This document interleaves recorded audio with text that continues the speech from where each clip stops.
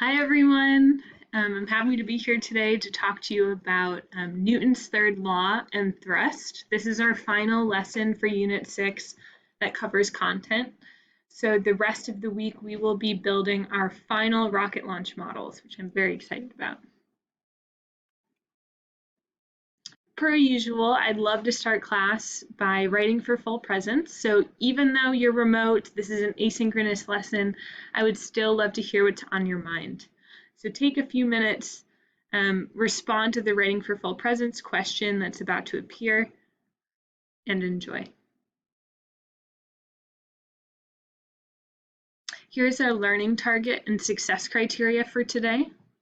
I can apply Newton's third law to rocket engines to understand how thrust works. And the success criteria, I know I'm successful after I complete all Edpuzzle questions and develop a plan to incorporate Newton's third law into my rocket model. You may have heard of Newton's laws before. There are 3 of them, but typically this content is covered in a physics class.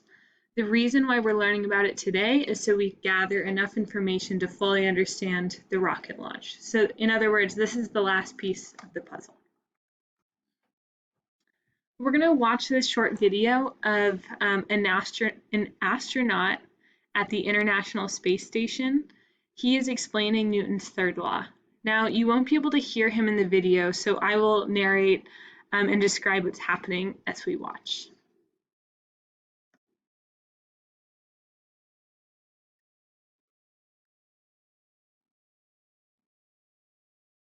So here he is floating around at the International Space Station playing some basketball.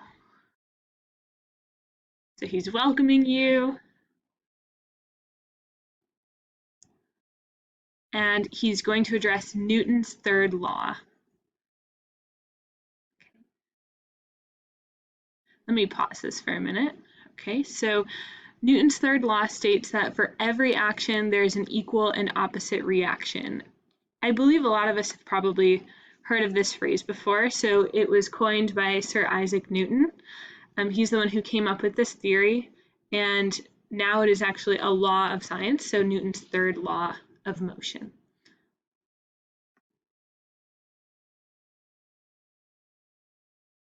Here we see that in every action between 2 objects, there are a pair of opposite forces acting on each object at the same time. In other words, we call this a force pair. So here are some examples of force pairs that we encounter every day.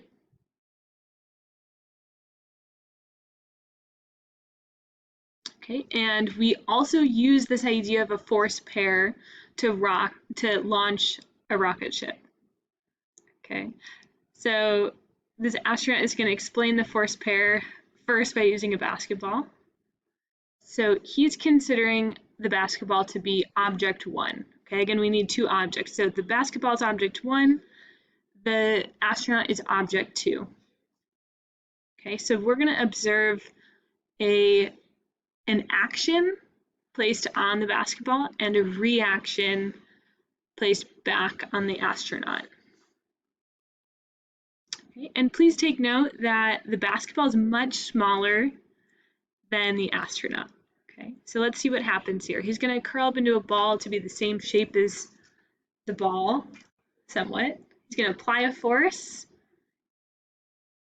and the reactive force is placed back on the astronaut. Okay, so think about what you observed there. Did the astronaut move very much or no?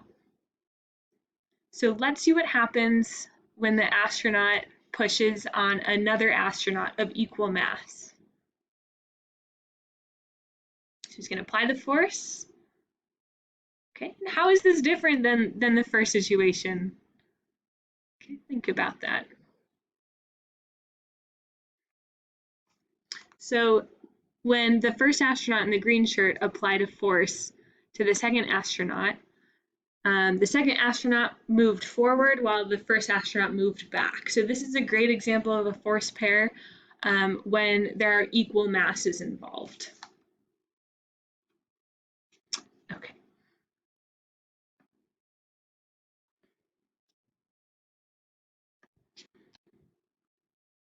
All right, so again, to summarize, Newton's third law states that for every action, there's an equal and opposite reaction. Okay, so think about a bunch of heavy chemistry textbooks, we don't need those, placed on a table.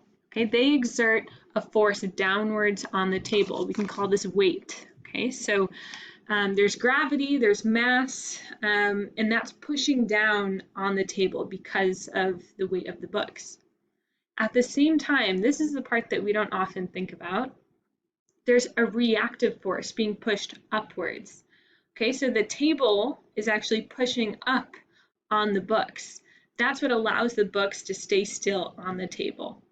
Now this is really trippy, but if there were no reactive force pointing upwards, the books would actually fall through the table. Okay, I know that sounds really strange. It's something that we've never observed before, and that's why Newton's third law of motion is so important.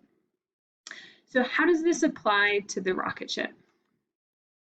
Okay, we've talked a lot about rocket fuel in the past weeks or so, and that fuel is being pushed out of the back of the rocket. Okay, so you see this black arrow here, force of jet, that is showing us that rocket fuel is being pushed out. Okay, so as a result, there's a lot of force of the fuel being pushed out. As a result, there's what we call thrust.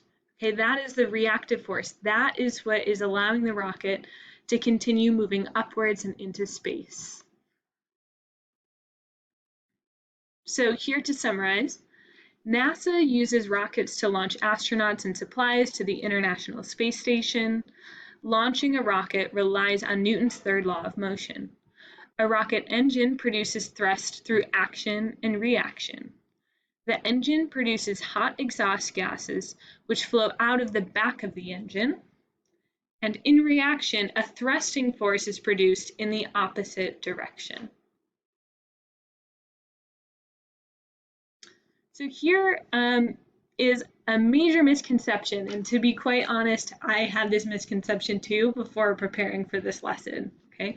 But in thinking back to our initial models, I saw a lot of students comment and believed in this misconception, okay? So some people think that the force of the rocket fuel pushes down on Earth, and Earth pushes back on the rocket, okay? So, and again, I thought this too, that the Earth is what pushed the rocket up, okay? But if this were true, how would the rocket continue to move once in space, right? So the cool thing is that thrust does not rely on gravity, okay? So how it works, the truth is that the rocket fuel is pushed out of the rocket, and as a result, the rocket itself is launched upwards.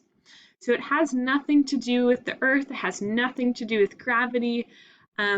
As the fuel is pushed out, the rocket moves in the opposite direction. Again, to get a look at this, we see the exhaust flow pushed backwards, or the fuel pushed out of the rocket, and as a result, the engine is pushed forward. So every action, there is an equal and opposite reaction. Thanks for watching, everyone, and I'm excited to be with you again tomorrow. Bye-bye.